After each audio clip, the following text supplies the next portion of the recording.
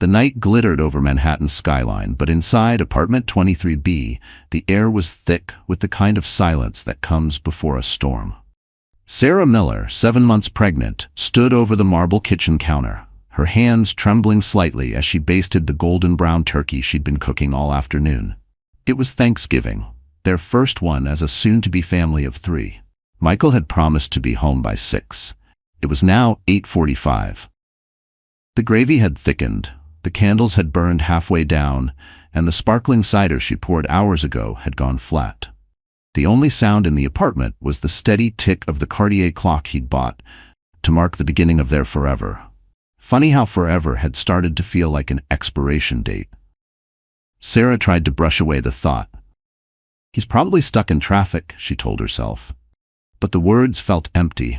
She looked around the table. 2 crystal glasses, fine china, the silver cutlery he'd chosen for future holidays together. Every piece felt like a lie tonight. Her iPhone buzzed. Michael?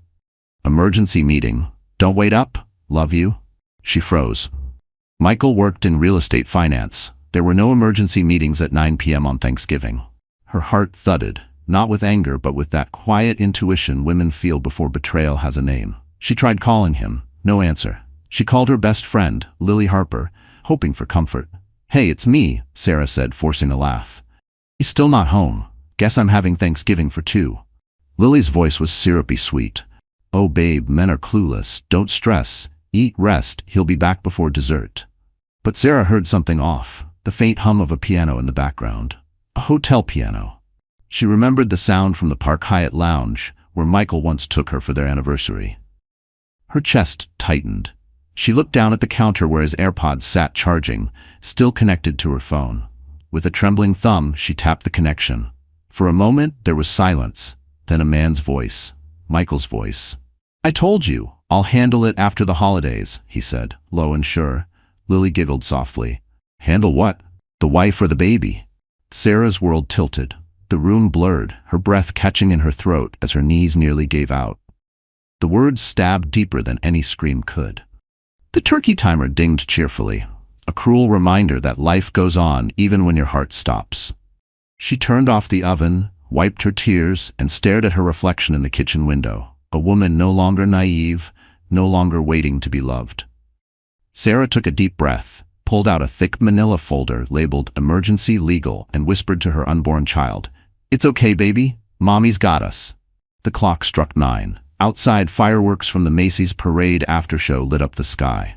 Inside, Sarah straightened her shoulders, placed the folder beside Michael's empty plate, and whispered with a calm so cold it burned, Happy Thanksgiving, Michael. The morning after Thanksgiving looked peaceful, too peaceful. Outside, the Manhattan skyline shimmered under the pale winter sun. Inside, Sarah Miller sat at the kitchen table, her swollen feet resting on the cold marble floor, staring at the untouched leftovers. The golden turkey she'd spent hours preparing now sat dry and cold inside a Tiffany blue casserole dish. Michael hadn't come home. No text, no call, just silence. Sarah's phone buzzed. It was her mother, calling from Connecticut. Sweetheart, how was your first Thanksgiving as a family? Sarah swallowed hard. It was quiet, she said softly, tracing her finger over a crack in the table. She couldn't tell her mother that the man she married, the man she trusted, was likely in a hotel bed with her best friend. No mother should hear that her pregnant daughter ate dinner alone while her husband whispered love to someone else. As she hung up, the morning light glinted off the wedding photo hanging above the mantel. The picture was perfect. Sarah in a white lace gown, Michael in a tailored black suit, both smiling like the world was theirs. It had been taken at the Plaza Hotel ballroom 3 years ago. That day, she believed in forever. Now forever felt like a cruel joke. Sarah picked up her phone again. There were no new messages. She opened the Find My iPhone app. Michael's location was still pinned at Park Hyatt, Manhattan. Room 1912.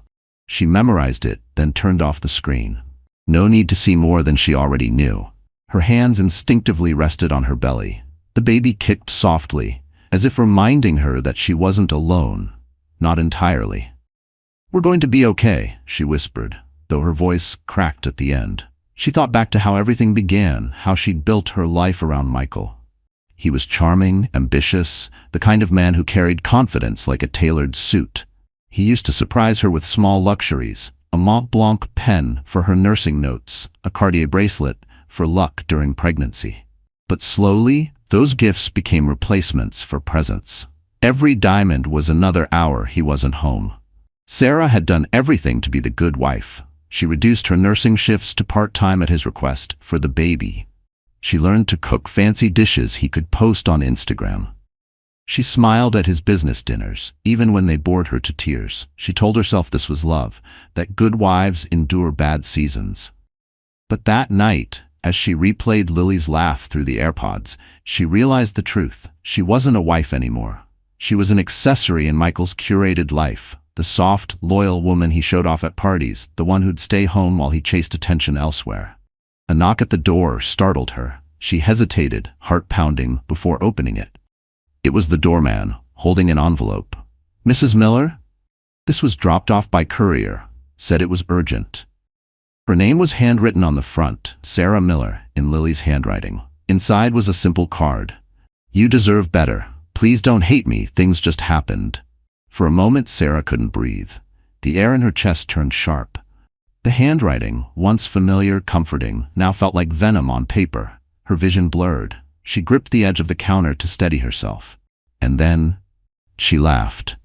Not a bitter laugh, but something hollow and eerie, like glass cracking. "Things just happened," she repeated under her breath. "You happened to my husband. You happened to my family." Her phone buzzed again, this time from an unknown number. A text popped up. "Mrs. Miller, this is Grace Mitchell, attorney at law. Your cousin reached out. I believe we should talk." Sarah stared at the message. For the first time in 24 hours, she exhaled. Maybe this wasn't the end. Maybe it was just the beginning of her fight. The following Monday, snow threatened Manhattan, dusting the rooftops like powdered sugar. Sarah Miller sat at a small corner table inside a Starbucks on Lexington Avenue, her hands wrapped around a paper cup of peppermint mocha. Across from her sat Grace Mitchell, sharp suit, calm eyes, and a presence that made even chaos listen. Grace didn't waste time. "Your cousin filled me in. You're 7 months pregnant, your husband's been unfaithful, and the other woman is your best friend. Do you have proof?" Sarah nodded, sliding her iPhone across the table. Voicemail. Messages. I heard them together through his AirPods. He's at the Park Hyatt, room 1912. Grace's expression didn't flicker. "Good. Keep those recordings backed up. From now on, everything you say or send matters. Every text, every call." She paused, leaning forward slightly. "He's planning to leave, isn't he?" Sarah swallowed. "After the baby's born." Grace sighed, scribbling notes with a Mont Blanc pen that gleamed under the cafe lights. "Then we move first. You file before he does. The court favors stability, and he abandoned you on Thanksgiving. That's gold for us." Sarah blinked, overwhelmed. "Grace, I don't want revenge. I just want peace." Grace met her gaze, voice low. "Peace comes after you win, Sarah, not before." The words hung between them, sharp and true. For a moment, Sarah thought about how she met Lily Harper 15 years ago at UCLA.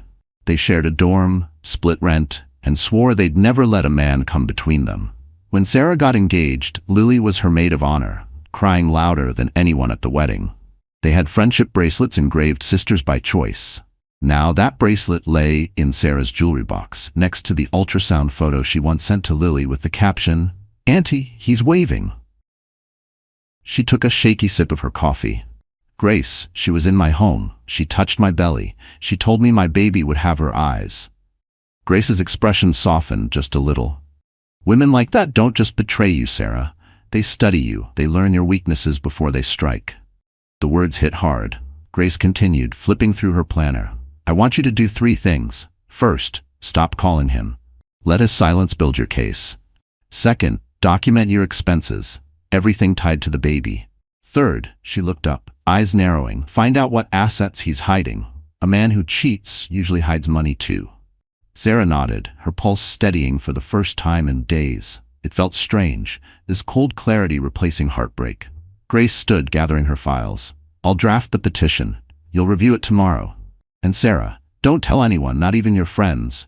Isolation is your protection now." As Grace left, Sarah sat alone by the window, staring out at the gray city. Snowflakes melted against the glass, vanishing before they touched the ground.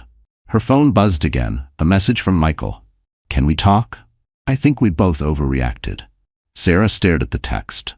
For years, she would have responded instantly. Tonight, she deleted it. Moments later, another notification lit up her screen, an email confirmation. Reservation, Park Hyatt, room 1912, extended through Friday.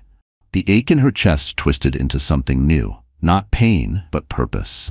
Sarah whispered to herself, "All right then, let's see how far you're willing to go, Michael." Outside, snow began to fall heavier, covering the streets in white, as if the city itself was preparing for a storm. Friday came with biting wind and a sky heavy with snow. Manhattan moved slower that morning, but Sarah Miller's heart pounded faster than ever. She sat in the back of a yellow cab, her coat barely zipped, a scarf wrapped around her swollen belly. Grace's voice echoed in her mind. "If you want peace, you must face the truth, not the story you wish was true." The cab stopped in front of the Park Hyatt, the same hotel where she and Michael had spent their first anniversary, the same place he now shared with her best friend. Her reflection in the glass door startled her. Pale face, dark circles, eyes that no longer looked soft. She didn't look like a victim anymore. Inside, the lobby was warm and hushed, with a faint scent of cedar and expensive perfume. A pianist played softly near the bar, the same melody she'd heard through Michael's AirPods. That sound alone nearly made her knees buckle. She approached the front desk, forcing a polite smile. "Hi, I'm Sarah Carter. My husband, Michael Carter, might have left something here. He's staying in room 1912. The concierge hesitated, tapping on the keyboard. "I'm sorry, ma'am, but we can't share guest information." Sarah leaned in slightly. "That's fine. Could you just tell him his wife stopped by?" The word wife seemed to slice through the air. The concierge blinked, then nodded nervously. "Of course, Mrs. Carter." Sarah turned away before he could ask questions. Her heart thundered as she pressed the elevator button. Her phone buzzed. A message from Grace. "Do not confront him emotionally. Observe, collect, leave. That's power." The elevator dinged open. She stepped out onto the 19th floor, carpet soft beneath her boots. The hallway smelled faintly of cologne, his cologne. Room 1912 stood at the far end, its door slightly ajar. Sarah froze. Voices drifted out. Lily's laughter, light and false. Michael's voice, lower, defensive. "Just stop talking about her, okay? It's complicated." Lily replied, "She'll be fine. You said you're done pretending." Sarah's hands shook. She pressed the door gently, enough to see inside. Michael sat shirtless on the edge of the bed, scrolling his phone. Lily wrapped in one of the hotel robes, sipping champagne. The room glowed golden under soft lights, the same lights that once framed Sarah's happiest memories. Her stomach turned. She didn't scream, didn't rush in. She pulled out her iPhone and took a single steady photo, the reflection of both of them in the vanity mirror. Proof. Lily suddenly glanced toward the door. "Did you hear that?" Sarah stepped back silently, her heart in her throat, then slipped into the stairwell. Her breath came fast, but her tears didn't fall. Not yet. Outside, the cold slapped her face awake. She walked to the corner cafe and ordered a black coffee, no sugar, no cream. For the first time, she didn't flinch at the bitterness. As she sat by the window, she texted Grace, "I have what you need. Send me the next step." Within a minute, Grace replied, "Good, I'll handle the legal filing Monday. Don't contact him again. Let him wonder what you know." Sarah put her phone down, staring out at the snow falling over 6th Avenue. For years, she thought love was holding on. But maybe strength was learning when to let go, and make the other person watch you do it. She whispered, "You made your choice, Michael. Now you'll live with it." And as she watched the snow blur the city lights, Sarah smiled for the first time. Not from happiness, but from clarity. That night, Sarah Miller didn't sleep. She sat by the window of her Manhattan apartment, city lights flickering across her tired face.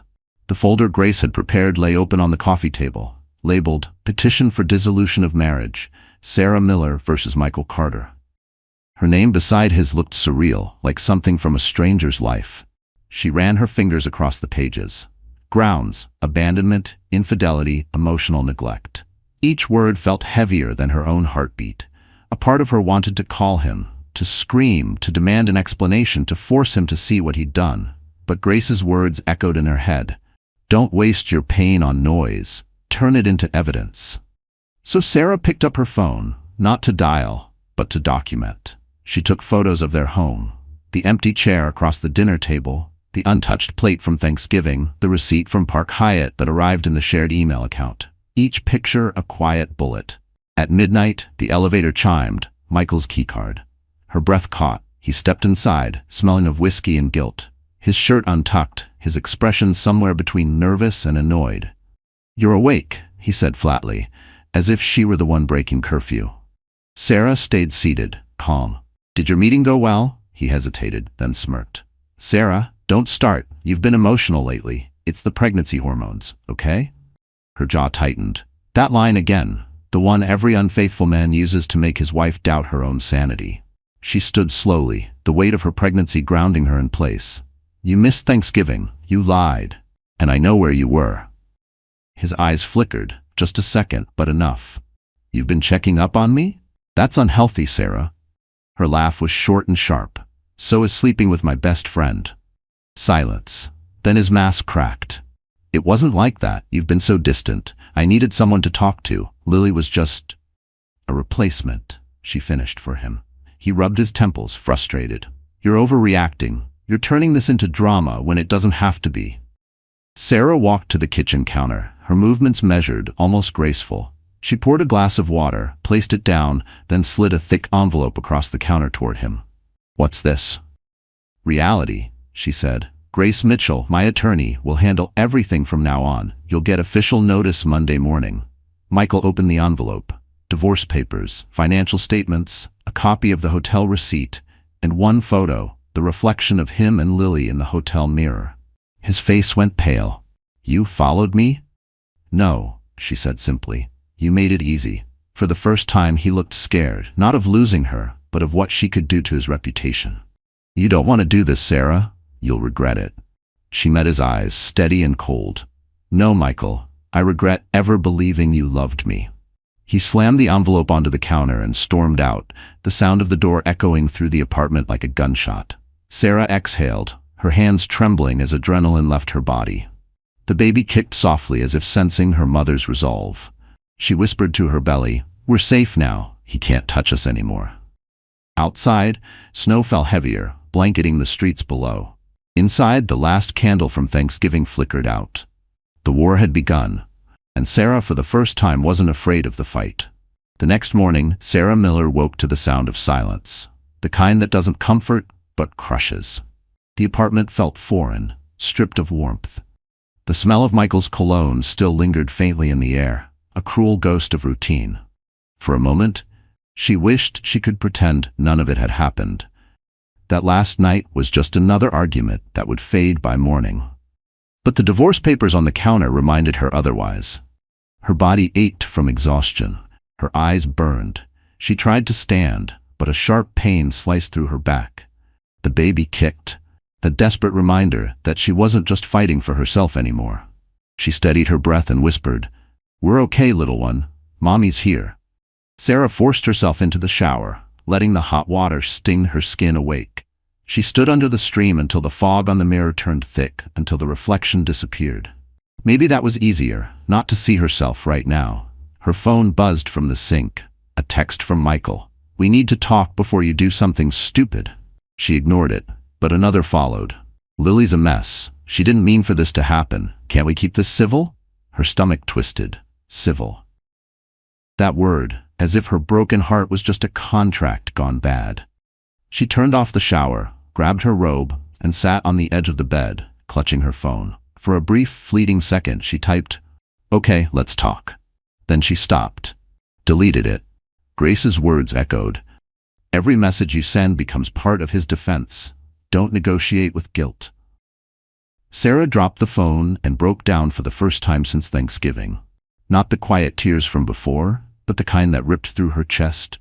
The sobs of a woman who'd held too much, too long. Her cries filled the empty apartment, bouncing off the walls that once held laughter. But grief has a strange rhythm. It comes in waves, and when it passes, clarity rushes in. An hour later, Sarah sat at her vanity, red-eyed but resolute. She brushed her damp hair back, tied it in a bun, and caught sight of something glimmering in the drawer. The bracelet Lily had given her on her wedding day. Sisters by choice. She stared at it for a long time before slipping it into an envelope. On the front, she wrote in neat, deliberate letters, "Return to sender." Her phone rang again. This time, it wasn't Michael, it was Grace. "Sarah, you ready to make it official?" Sarah inhaled deeply. "Do it." "Good. My assistant will file everything by noon. Michael will be served Monday morning. Make sure you're not home when it happens." Sarah frowned. "Why?" Grace's voice was steady. "Because men like him don't lose gracefully." The call ended, leaving Sarah in the stillness again. She walked to the kitchen, poured herself tea, and watched snow swirl over the city. Somewhere down below, life moved on. Taxis honked, people laughed, the world spun indifferent. She touched her belly and said softly, "It's okay if we fall apart for a bit. We'll build something better after." Then, almost on instinct, she opened her laptop and began searching apartments in Brooklyn. Smaller, simpler places with big windows and quiet streets. A new start. A life that didn't smell like betrayal. Just as she began to feel calm, an email notification appeared. From Lily Harper. Subject, "Please don't do this." Sarah's pulse quickened as she hovered over it. She hesitated, then clicked. The first line read, "Michael told me you're ruining his life. Please, Sarah, stop before it's too late." Her jaw clenched. Too late? She scrolled down and froze at the attached image. A photo of Michael, standing in front of the hospital where she worked. The email burned in Sarah's eyes long after she read it. Michael, standing in front of her hospital, the place she had poured 10 years of her life into, the one space she thought he'd never invade. The photo was taken that morning. He was smiling, but not the way she remembered. It was the kind of smile that dared her to react. Sarah's pulse spiked. Why was he there? He had no reason to be near her workplace. Her next thought was darker. What if he was talking to her supervisor, trying to ruin her reputation before the divorce hit? She grabbed her coat and rushed out of the apartment, ignoring the ache in her back. The streets were slick from melting snow, the city loud and uncaring. When she reached New York Presbyterian Hospital, the sight of familiar glass walls and the faint smell of antiseptic nearly steadied her.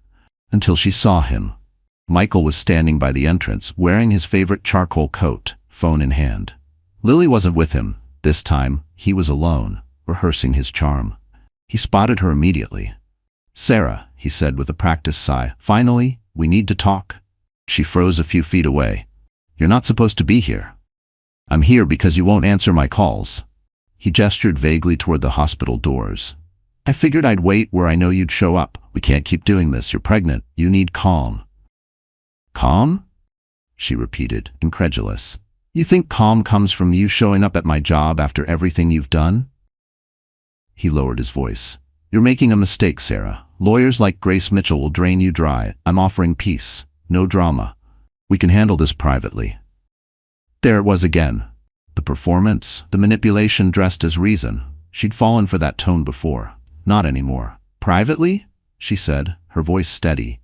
"You mean secretly. Like you and Lily." Michael's mask cracked for a second. His jaw tightened. "Lily made a mistake, okay? We both did. But do you really want our baby growing up with divorced parents? Think about what this does to your image, to your job."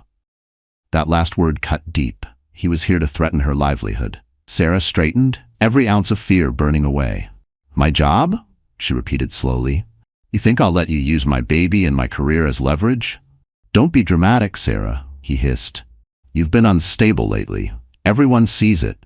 You think your boss doesn't notice? I'm trying to help you before this gets ugly." Something in her chest snapped, not from anger but from clarity. She realized he wasn't there to reconcile. He was there to plant doubt. To create a paper trail that painted her as emotional, irrational, unfit. Grace's voice echoed in her mind. Men like him don't fight fair. Sarah reached into her purse and tapped her phone's voice recorder. "Go ahead," she said calmly. "Say what you came to say." Michael blinked, realizing too late. "Sarah, don't," but she smiled faintly. "Too late." He stepped closer, voice dropping to a whisper. "You're not as smart as you think. You'll regret this." A security guard appeared near the door. "Everything all right here, ma'am?" Sarah didn't look away from Michael. "Yes, my husband was just leaving." The guard turned to him. "Sir, you'll need to step back." Michael's jaw clenched, but he complied, backing toward the street. "You're making an enemy, Sarah." "No," she said quietly. You made one the moment you touched my best friend." He left, coat whipping behind him in the wind. Sarah exhaled, legs trembling, but her hand never left her belly. The baby kicked softly. "Alive, steady, safe." She whispered, "He wants war? Then he'll get it." And as she walked into the hospital, snow began to fall again. Thin and relentless, like the truth that would soon bury him. The encounter at the hospital left Sarah Miller shaken, but strangely alive. For the first time since Thanksgiving, fear wasn't the loudest voice in her head. Purpose was. Still, when she got home that evening, the apartment felt smaller than ever. Every object carried a ghost. The wedding photo, the framed ultrasound, even the half-finished baby mobile hanging over the crib. She walked straight to the bedroom and stood before the full-length mirror. The woman staring back looked nothing like the gentle nurse who used to wait up for her husband. Her eyes were red, her face pale, her body swollen from pregnancy and grief. She whispered to her reflection, "This isn't who I am, not anymore." With trembling hands, she pulled open the closet. Michael's suit still hung there, perfectly pressed, navy, charcoal, black. She grabbed the first one, tore it off the hanger, and threw it into a trash bag.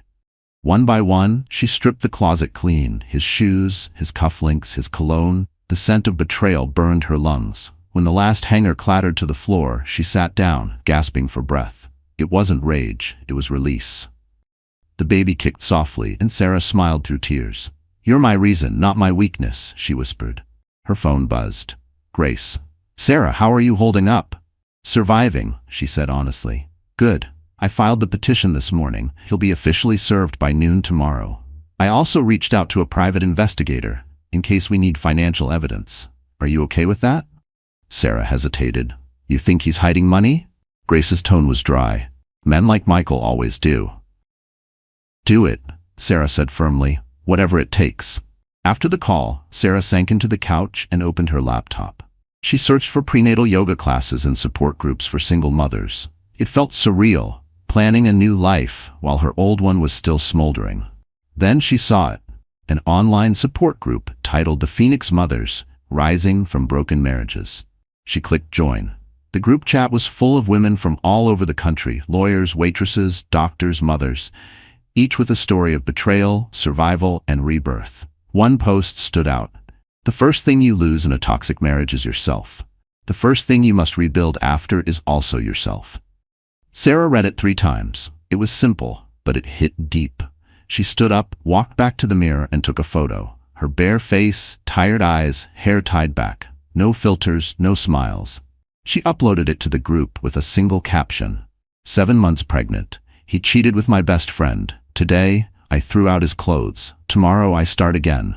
Within minutes, messages poured in. "You're stronger than you think. One day, your baby will thank you for leaving." The comeback always hits harder than the heartbreak. For the first time, Sarah didn't feel alone. Later that night, she pulled out a small notebook from the drawer, one Michael had bought her years ago, engraved with her initials in gold. She opened to the first blank page and wrote, "Day 1, becoming me again." Then, line by line, she listed her goals. Find a new place. Stay calm for the baby. Don't answer Michael. Don't fear Lily. Remember, pain is temporary. Dignity is permanent. When she finished, she closed the notebook and placed it beside her bed. Outside, the snow had stopped. The city lights shimmered against the glass, soft and golden. Sarah looked out the window, her reflection blending with the skyline. The woman in the mirror wasn't broken anymore. She was reborn. And somewhere deep inside, she knew the real revenge wasn't destroying them. It was rebuilding herself in front of them. The next morning, Sarah Miller woke to a knock at the door. Gentle, hesitant, but persistent. For a split second, she thought it was Grace's assistant dropping off legal papers. But when she looked through the peephole, her blood ran cold. Lily Harper. Her once best friend stood in the hallway clutching a Starbucks cup and a paper bag like peace offerings. Her usually perfect blonde hair was unkempt, and her eyes were swollen as if she'd been crying for days. Sarah didn't open the door right away. She let Lily knock again. Finally, she pulled the door open just enough for her voice to pass through. "What do you want?" Lily's lips trembled. "Please, Sarah. I just need 5 minutes." Sarah's hand gripped the doorframe. 5 minutes for what? To justify sleeping with my husband? To tell me it just happened? Tears spilled down Lily's cheeks. It wasn't supposed to. Stop, Sarah snapped, voice sharp. I know every line you're about to use. I've rehearsed them in my nightmares. Lily took a shaky breath. I'm sorry, I swear I never wanted to hurt you. Michael said you were drifting apart. He said you didn't. Sarah laughed bitterly. Of course he did. He's good at rewriting history. And you, Lily, you believed him because it suited what you wanted. Lily flinched. He said he was leaving you. He was, Sarah said, her voice steady. But not before the baby was born. Not before I'd lose everything. You were supposed to be my sister, Lily. You were supposed to protect me. Lily's tears came harder. I made a mistake. Please, don't destroy him. He's already panicking about the divorce. You'll ruin his career. Sarah's eyes narrowed. So this is why you're here. Not to apologize, to protect him.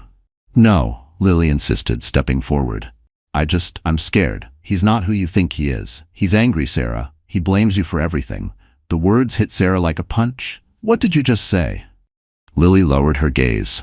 He said he'll fight for custody. He told me you're unstable, that you've been emotional, taking medication, acting irrational. He's gathering people to back him up. Sarah's pulse thundered. Every muscle in her body tensed. Get out, she said quietly.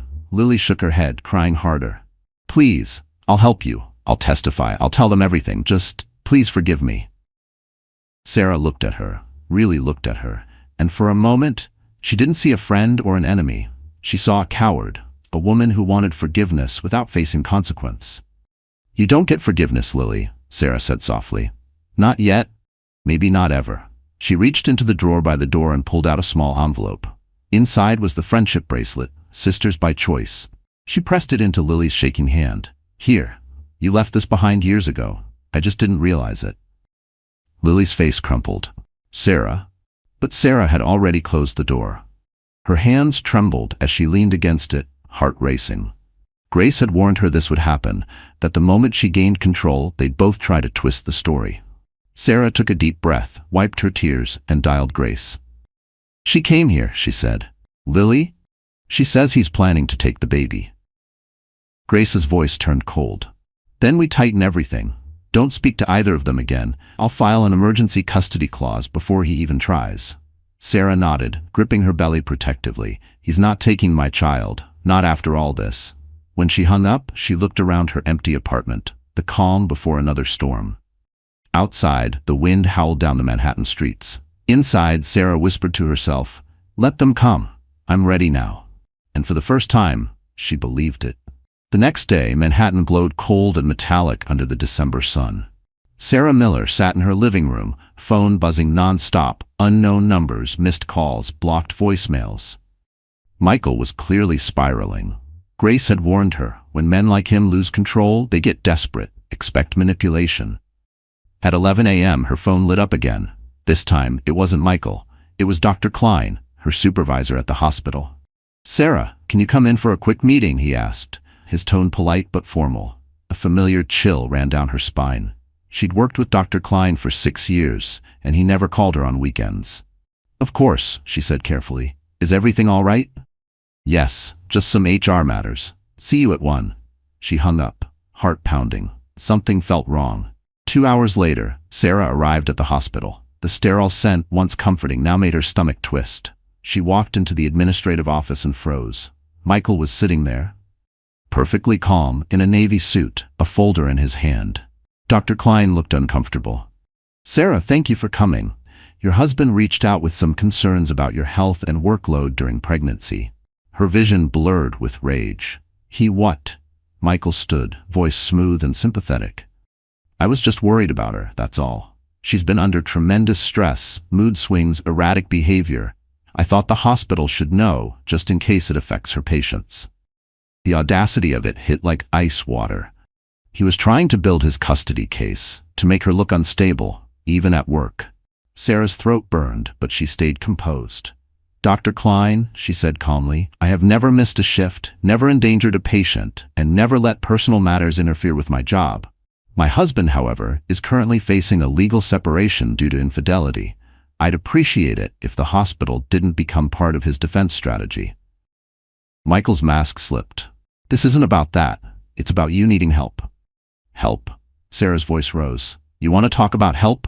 Maybe help is what you needed before crawling into my best friend's bed." The room went dead silent. Dr. Klein's pen froze midair. Michael's jaw tightened. "See what I mean?" he said quietly. Unstable. That word, again. Unstable. As if every woman who'd ever been betrayed must also be broken. Sarah forced herself to inhale deeply, then smiled faintly.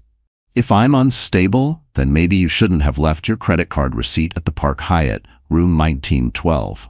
I hear the staff there have excellent memories." Michael's face drained of color. Dr. Klein blinked, realizing the gravity of what was happening. "All right, I think we're done here," he said quickly.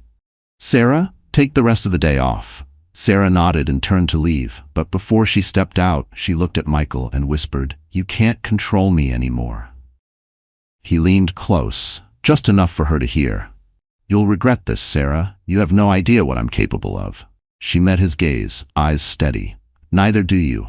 She walked out without looking back, the sound of her boots sharp against the tile, each step a declaration that she was done being small. Outside, the sky had darkened. Snow began to fall again, slow and silent. Sarah stood by the hospital's glass doors, breathing in the cold air. She wasn't crying, she was planning. By the time she reached home, her phone buzzed with a message from Grace. He made his move. Now it's our turn. Sarah sat on the couch, hand on her belly, whispering to her unborn child, "He thinks he's God, but even gods fall."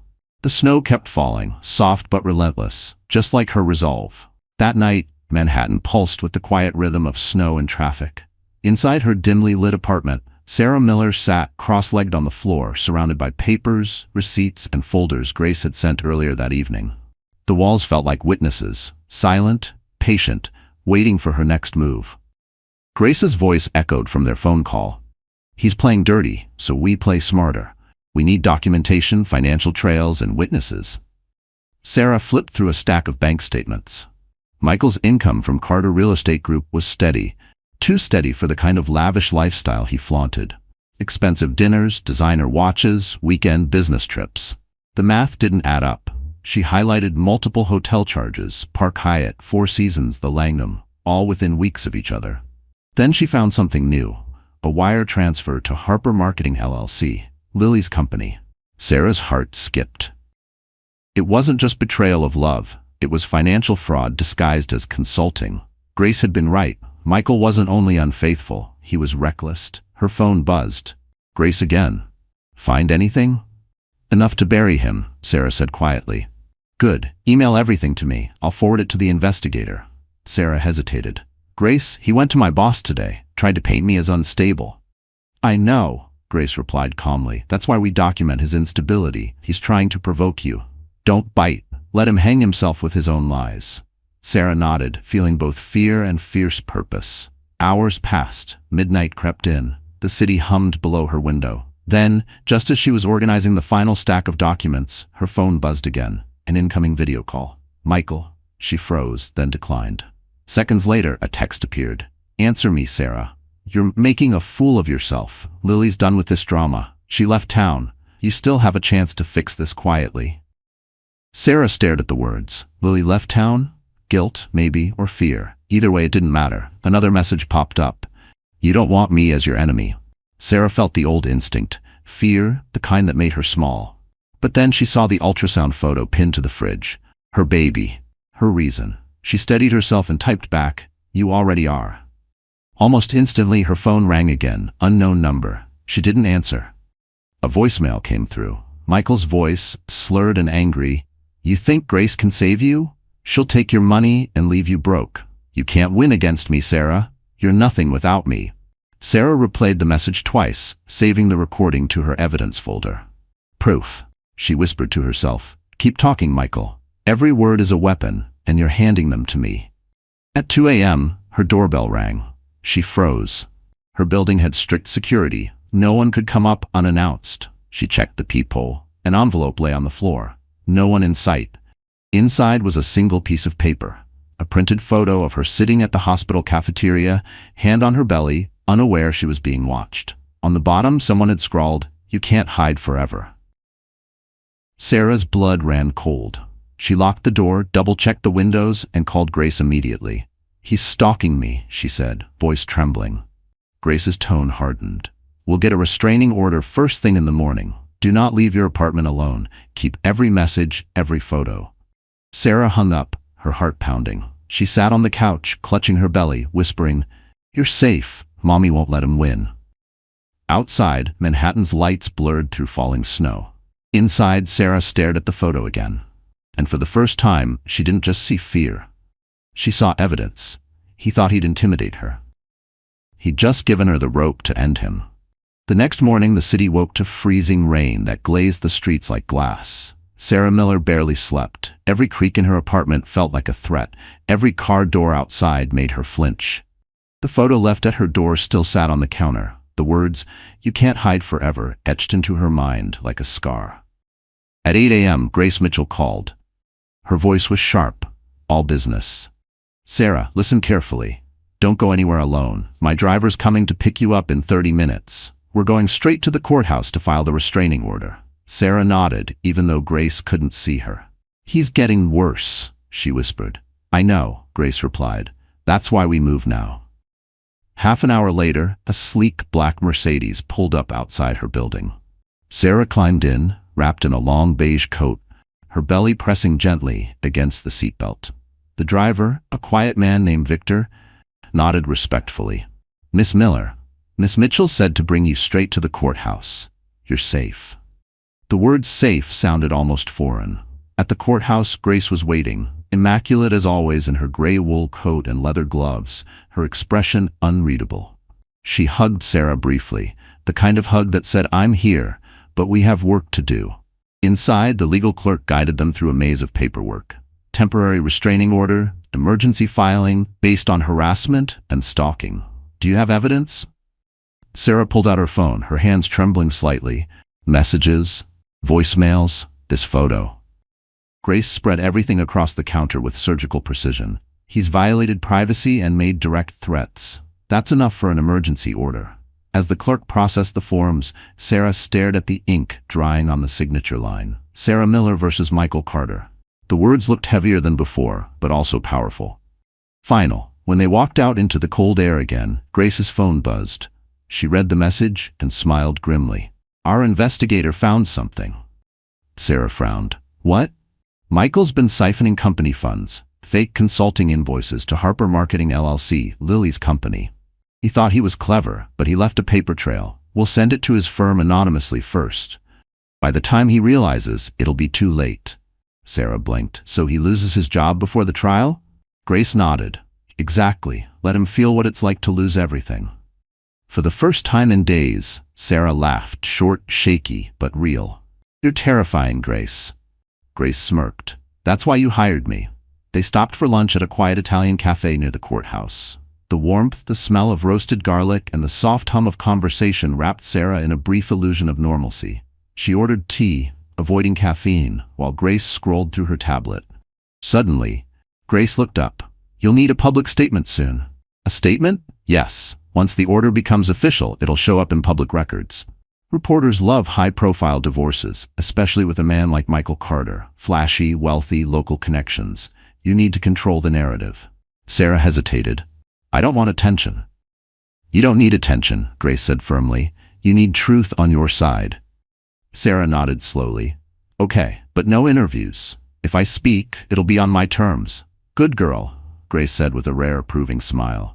As they stepped outside, snow began to fall again, soft, deliberate flakes swirling around the courthouse steps.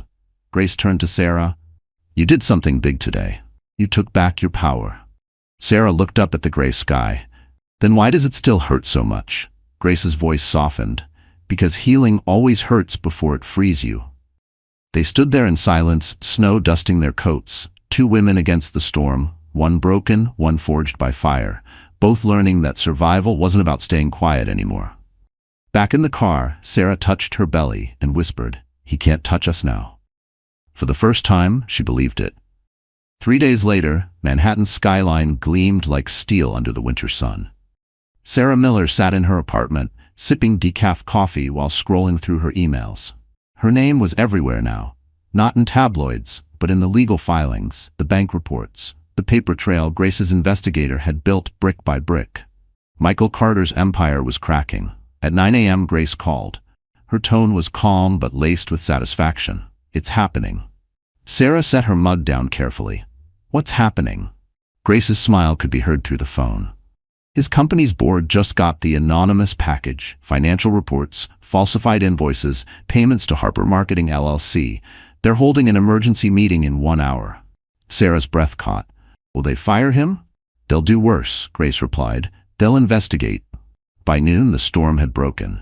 Sarah's phone buzzed non-stop. Co-workers, old friends, even neighbors from the building texting variations of, "Have you seen the news?" She opened the first link and froze. Carter Real Estate under investigation for misuse of funds. CFO suspended pending review. There it was. Michael's photo plastered across the headline, his perfect smile suddenly looking like a smirk caught mid-fall. Sarah exhaled, leaning back on the couch. She felt no triumph, only quiet relief. Justice unfolding on its own timeline. Then the doorbell rang. Her pulse jumped. But when she checked the peephole, it wasn't Michael. It was Victor, Grace's driver. He held out an envelope. "From Ms. Mitchell," he said. Inside was a copy of the restraining order, now official and permanent. Michael Carter was legally forbidden to contact her or come within 300 feet of her home or workplace. The judge's signature gleamed at the bottom like a seal of protection. Sarah whispered, "It's real." Victor nodded respectfully. "Miss Stack Mitchell also asked me to tell you to turn on Channel 5. Sarah grabbed the remote, her heart thudding as the TV flickered to life. The anchor's voice was steady, neutral. Breaking news. Carter Real Estate's CFO Michael Carter has been placed on indefinite leave after internal allegations of financial misconduct. Sources close to the case say evidence links Carter to a fraudulent consulting firm operated by marketing executive Lily Harper. Sarah's hands tightened around the remote. Lily's name. The camera cut to a grainy photo of Lily leaving her apartment, surrounded by reporters. Her sunglasses couldn't hide her panic. "No comment," she kept repeating, her voice trembling. Grace's timing was perfect. She hadn't just exposed Michael, she'd burned his accomplice with him. The phone buzzed again. Another message, this time from an unknown number. Against her better judgment, Sarah opened it. "You think you've won? But this isn't over." She stared at the text. No name, no number, but she knew the tone. Michael's pride wouldn't die quietly. She forwarded the message to Grace with a single line. "He's still trying." Within seconds, Grace replied, "Good. The more he contacts you, the deeper his hole gets. We'll present this to the judge if needed." Sarah placed her phone face down and walked to the window. Outside, the city moved on. Taxis honking, people laughing, unaware of the quiet war that had just ended inside her life. She touched her belly gently. "We did it, baby. He can't hurt us anymore." A single tear slipped down her cheek, not of sadness, but release. Behind her, the TV played one last line before fading to commercial. Michael Carter, once praised for his business acumen, now faces the potential of criminal charges if fraud is confirmed. Sarah turned off the screen. The silence felt sacred. For the first time in months, she wasn't reacting, she was in control. Michael Carter had fallen, not from her anger, but from his own arrogance. And that, Sarah thought, was the sweetest justice of all. The news of Michael Carter's downfall spread through Manhattan like wildfire. By morning, every business blog and local paper was dissecting the scandal. CFO suspended, assets frozen, mistress exposed. For years, he'd built a persona of success. The luxury penthouse, the Mercedes S-Class, the Mont Blanc pen he always signed deals with. Now, that empire was unraveling, one headline at a time. Sarah Miller woke up to it all, not with panic, but with eerie calm. The apartment felt lighter, as if even the walls were exhaling. She brewed herself tea and opened the curtains to let the weak winter light in. Her phone buzzed again. Dozens of messages. Old acquaintances, distant relatives, people who once envied her perfect life. Most of them weren't checking on her. They were checking on the gossip. She ignored them all. But one message caught her eye. From an unknown number. The words were short, sharp. "You think you're safe? You just started a war you can't win." Sarah's stomach clenched. She knew that tone. Michael again. He was cornered, and cornered men were dangerous. She forwarded the message to Grace, then set the phone aside and focused on her breathing, like the yoga instructor in her support group had taught. In through the nose, out through the pain. By 10 a.m., Grace called. "He's furious," she said. "And that's good. Angry men make mistakes. He sent those threats from his personal number. I've already filed it with the judge. If he comes near you, he's done. Sarah exhaled. He's already done, Grace. Grace chuckled softly. No, sweetheart, he's about to be. Later that afternoon, Grace stopped by with a folder and a faint smile. I have something for you. Sarah opened it. Inside was a copy of Michael's official suspension letter, along with the court's confirmation of the permanent restraining order. It's real now, Grace said. He can't touch you legally or financially, and since the investigation went public, his accounts are frozen. He'll be lucky to keep his car. Sarah looked down at the papers. The same man who once controlled every dollar, every detail, now stripped of his power. Grace watched her carefully. How do you feel? Sarah hesitated, then said, free and sad, both at once. That's normal, Grace said gently. Freedom always feels strange after a cage. Sarah smiled weakly. You sound like my therapist. Your therapist sounds like me. Grace replied with a wink. They both laughed, the first real laughter that had filled Sarah's apartment in months. When Grace left, Sarah sat quietly for a long time, staring at the city lights through the window. She thought about the girl she used to be, the one who believed love meant loyalty at all costs. That girl had died the night she said, "Happy Thanksgiving, Michael." The woman who replaced her wasn't fragile. She was deliberate. Around dusk, her phone buzzed again. This time, an email notification from her hospital administrator. Her heart raced, afraid of bad news. But when she opened it, she froze. Subject: re-promotion opportunity, nurse supervisor opening. The message was short. Sarah, your dedication has not gone unnoticed. We'd like to invite you to apply for the supervisor role starting next quarter. Her throat tightened. After everything, the chaos, the humiliation, she was still being recognized for her work. She placed a hand over her belly and whispered, "See, baby? We're not broken. We're rebuilding." That night, she lit a candle by the window, a small ritual she'd learned from her support group. One flame for survival, one for rebirth. The city outside glowed golden, like it was lighting the path ahead. In a quiet whisper, she said to herself, "He wanted to ruin me. Instead, he made me unshakable." And somewhere in the distance, as the sirens faded and snow began to fall again, Sarah finally smiled, not out of revenge, but out of peace. Because she had survived the storm, and now she was learning how to live after it. The next morning, Manhattan was calm, the kind of stillness that comes after a storm. Sarah Miller woke early, unable to sleep. The faint hum of the city drifted through her apartment window. For the first time in months, she didn't wake up dreading the day ahead. Still, the bruises of memory lingered, invisible but deep. She moved slowly, her hand resting over her belly as she made breakfast. The baby had been quiet that morning, as if sensing her mother's exhaustion. "We're okay," she whispered softly. "We're safe now." Her phone buzzed again, another message from an unknown number. She braced herself for Michael's usual venom, but this time it was different. "Please, just talk to me. You don't understand what they're doing to me." Sarah's chest tightened. She almost laughed, not because it was funny, but because it was so predictable. The man who ruined her life was now begging for mercy. She didn't respond. Instead, she opened her journal, the one she'd started after joining the Phoenix Mothers group. On the top of a new page, she wrote, "Day 23. Let silence speak for me." After breakfast, she met Grace at her office on Park Avenue. The sleek glass building shimmered in the winter sunlight, and as Sarah entered, she caught her reflection in the lobby mirror. Stronger, calmer, no longer the woman who'd once begged for love. Grace looked up from her desk, smiling faintly. "You look different," Sarah shrugged. "Maybe I finally slept." Grace chuckled. "Or maybe you finally stopped caring about what he thinks." They sat down to review updates. Grace pulled out a set of documents, Michael's financial disclosures. "The investigation's moving fast," she said. "His accounts are frozen. His firm's board issued a statement this morning. He's been officially terminated." Sarah's heart skipped. "It's really over?" Grace nodded. "Professionally, yes. Legally, almost. The court date for your settlement is next week.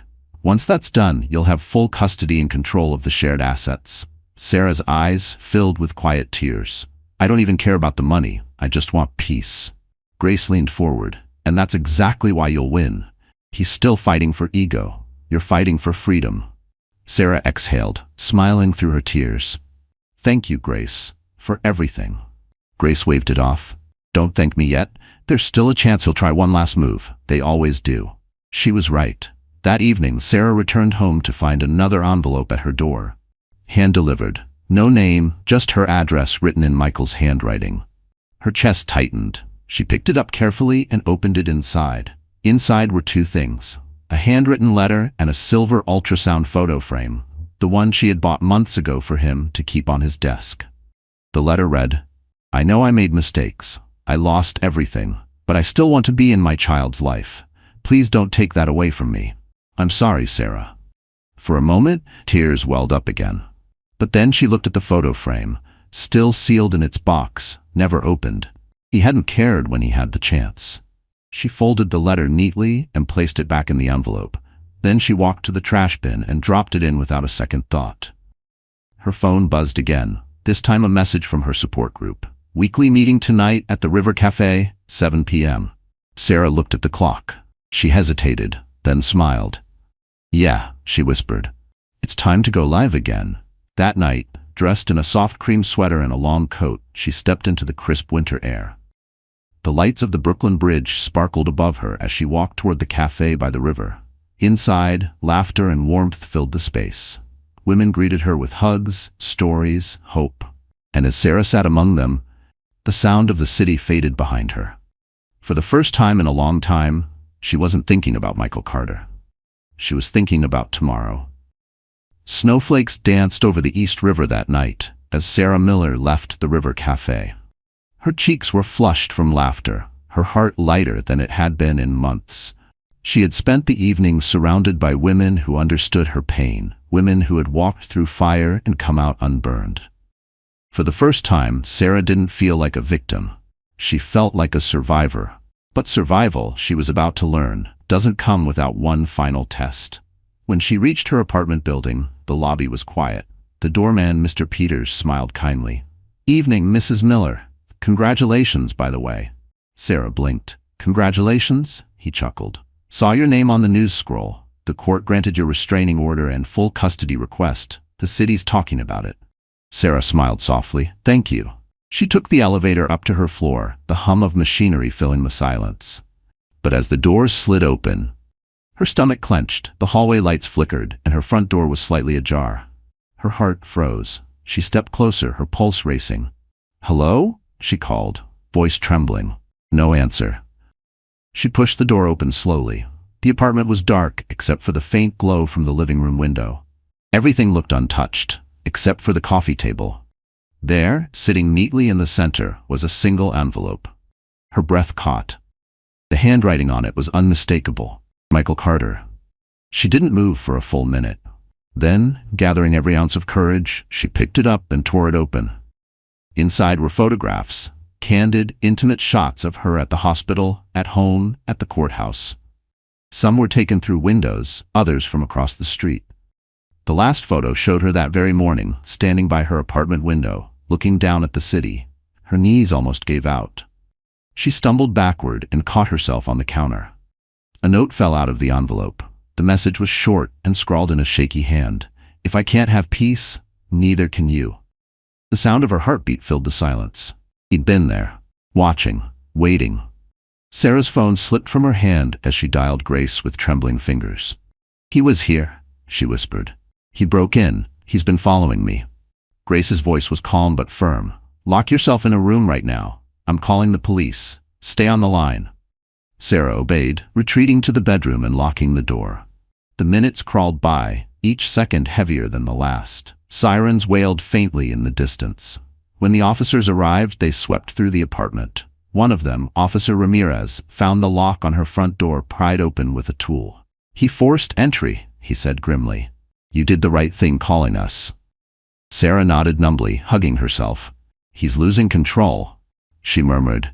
Ramirez's partner collected the photos and note for evidence. "We'll file an escalation under the restraining order. He's crossed the line from harassment to criminal stalking. He won't walk away from this one." Grace arrived moments later, her heels clicking across the hardwood floor. She pulled Sarah into a rare tight hug. "You're okay," she whispered. "He's finished." Sarah's voice cracked. "How do you know?" Grace stepped back, her eyes steely. Because he just committed the one act that proves everything we've been saying. Obsession. The judge will see it, the police will see it, and when they do, he'll lose not just his freedom, but any right to ever see you or your child again. Sarah exhaled shakily, tears spilling down her cheeks. The fear slowly drained, replaced by exhaustion and relief. As the officers left, she walked to the window, watching their patrol car disappear into the falling snow.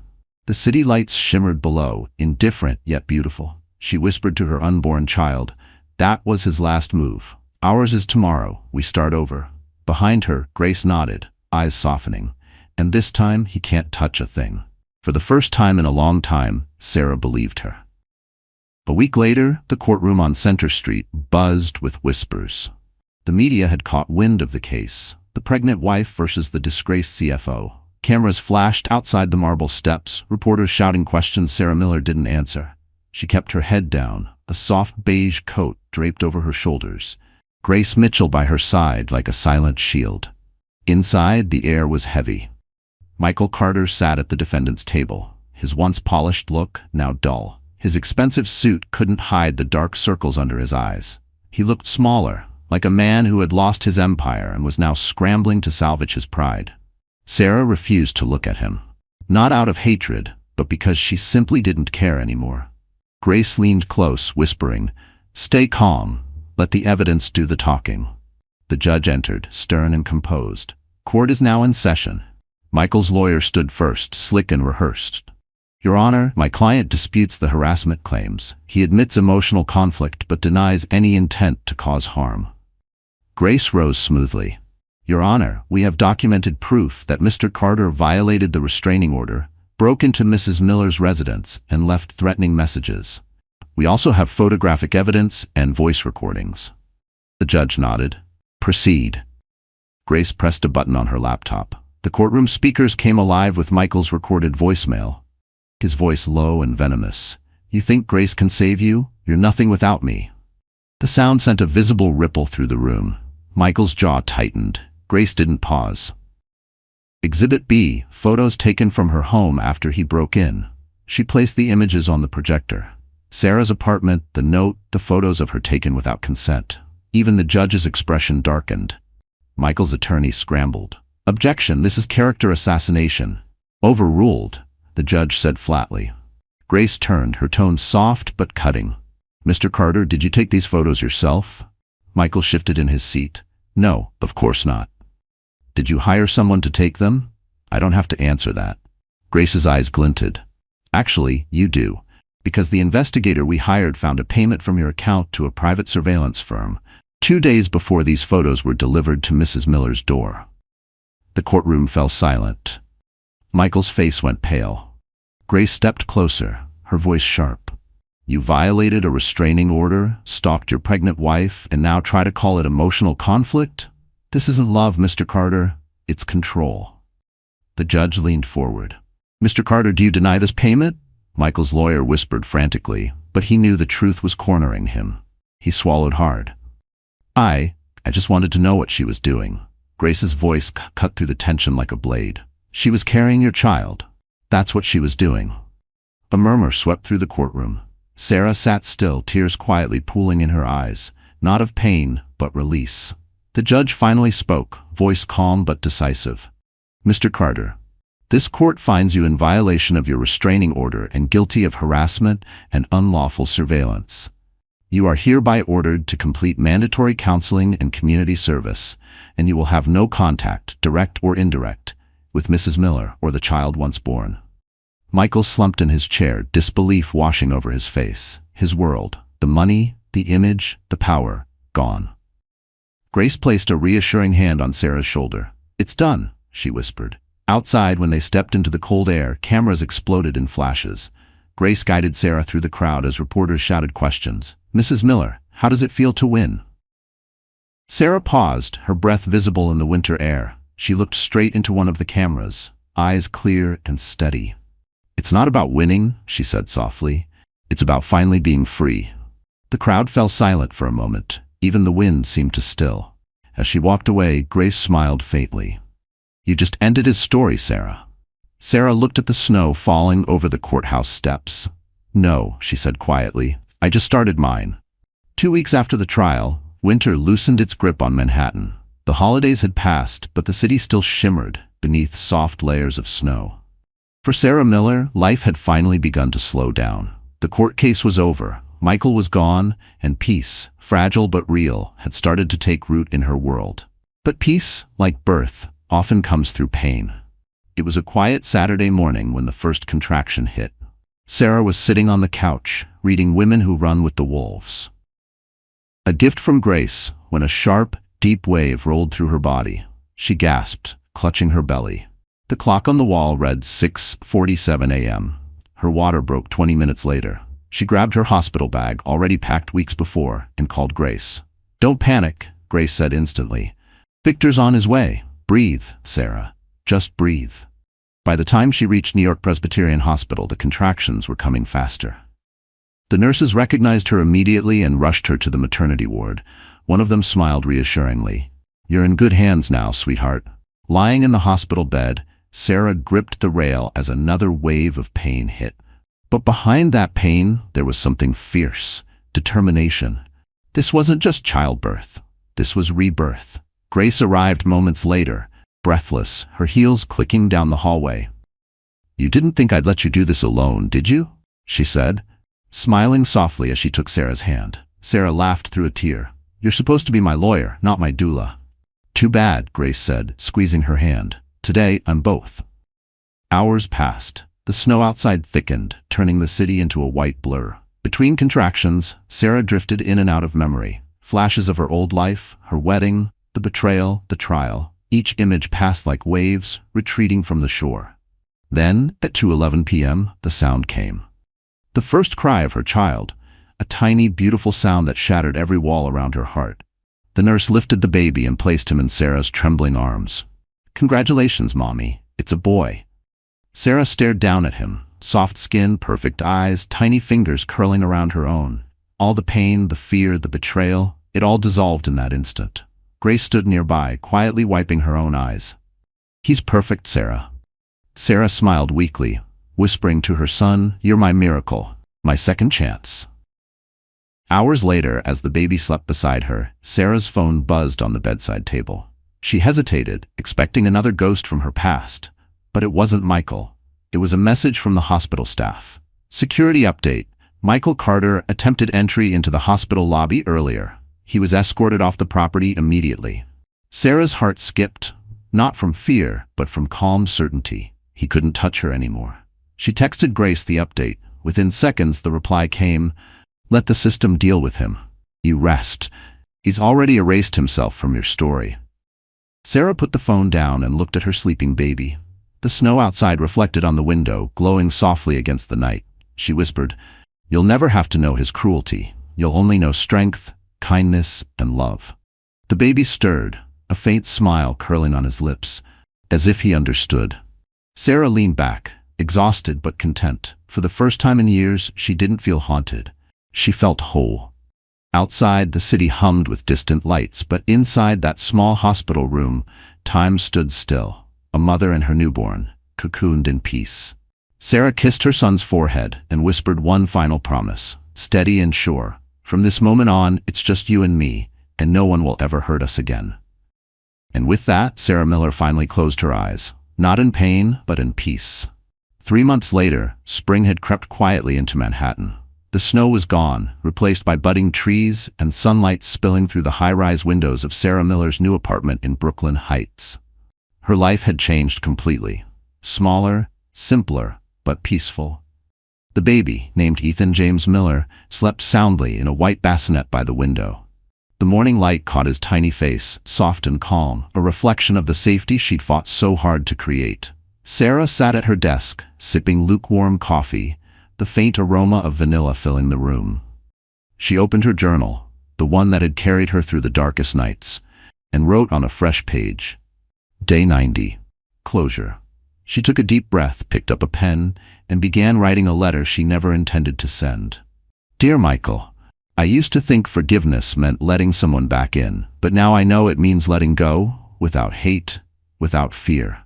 You destroyed the version of me who waited, who believed, who loved you unconditionally. But in doing so, you created the woman who no longer needs you. I don't wish you pain. I just hope one day you understand what it feels like to lose everything you took for granted. Our son will never know you, not because I'm cruel, but because love shouldn't be something to fear. I'll raise him to be the kind of man who never confuses power with strength.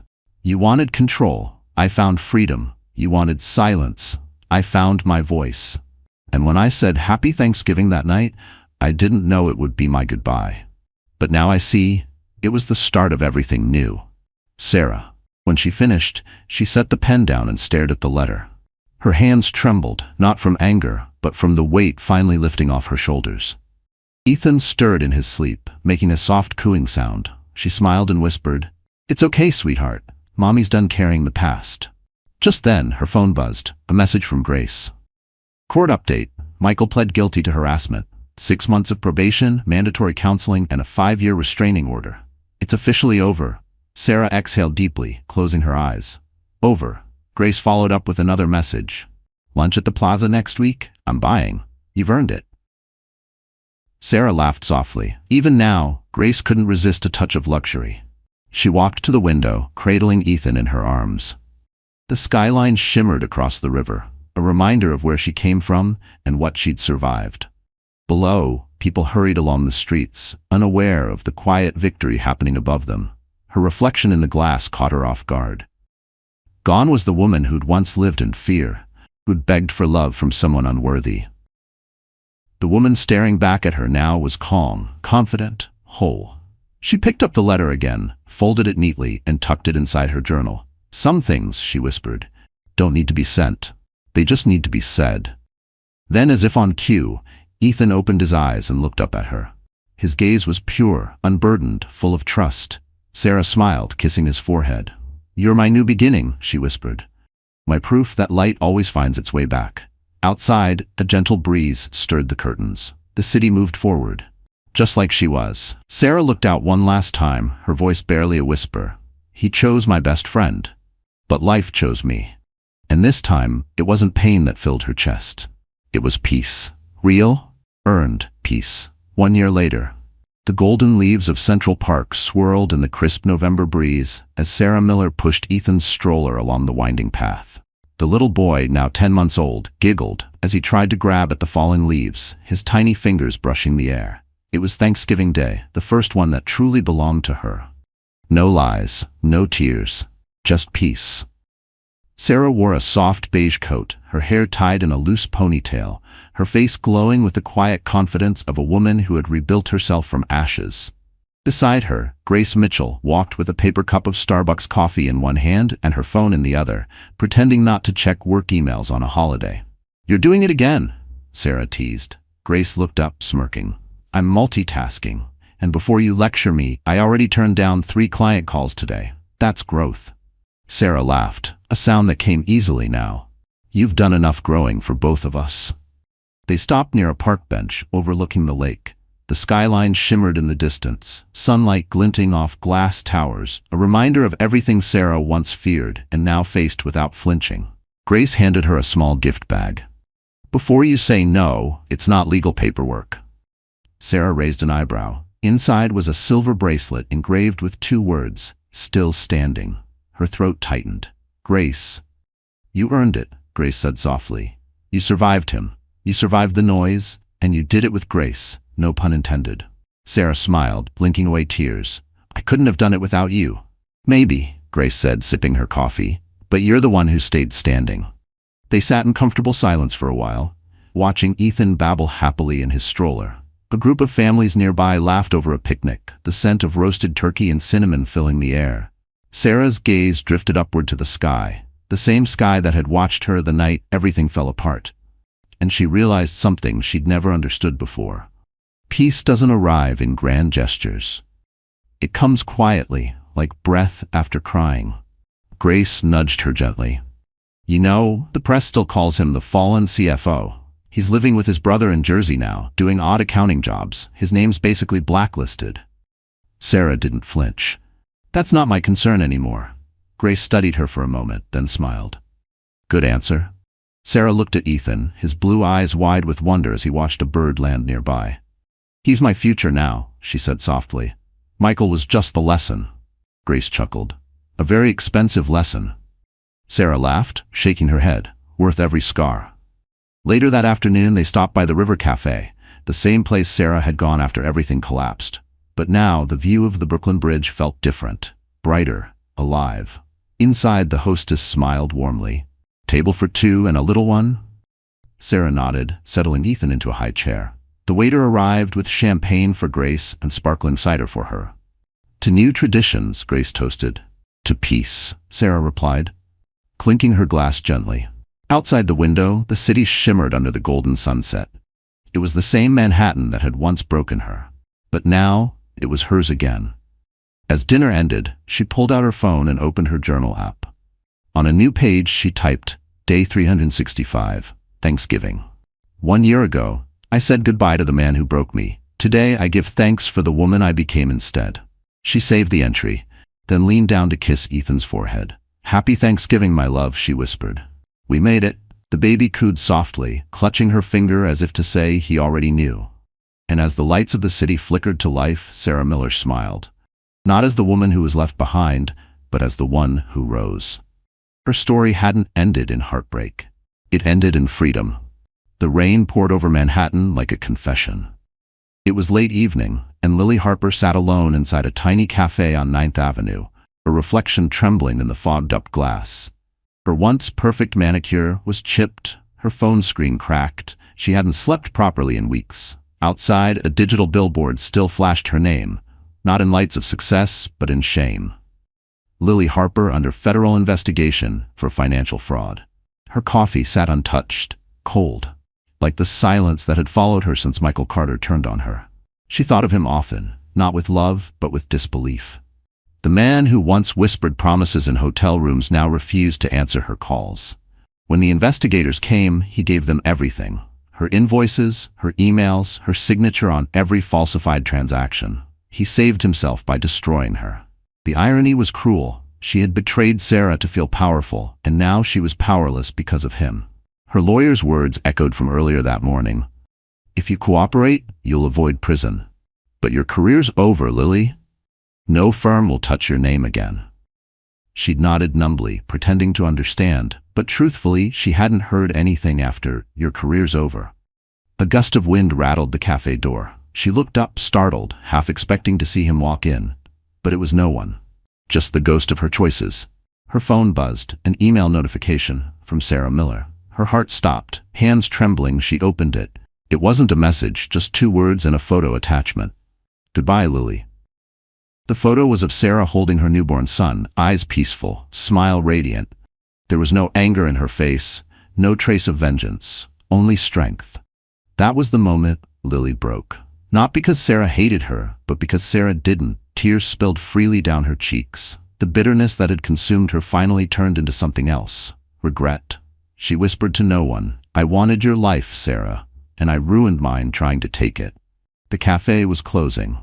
The waiter approached gently. "Miss, we're shutting down for the night."